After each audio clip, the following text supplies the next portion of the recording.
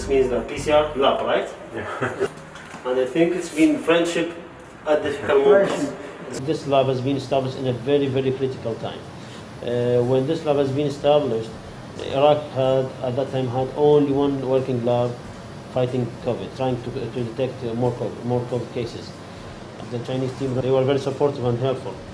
When they were here, they were very helpful. They gave us all the technical training that we need. The laboratory is able to do the test for 700 to 1,000 samples per day.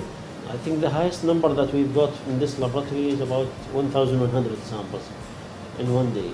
So at the moment, this lab works with 30 workers.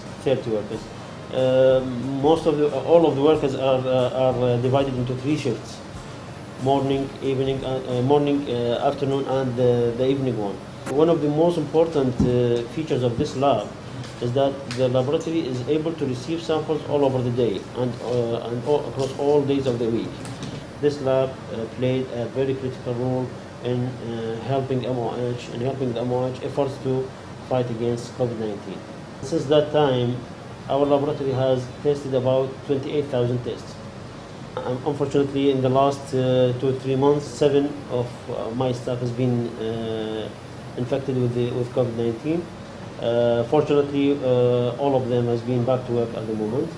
These are one of the most difficult minutes in your life when you are unable to kiss your kid because you are doing some dangerous work.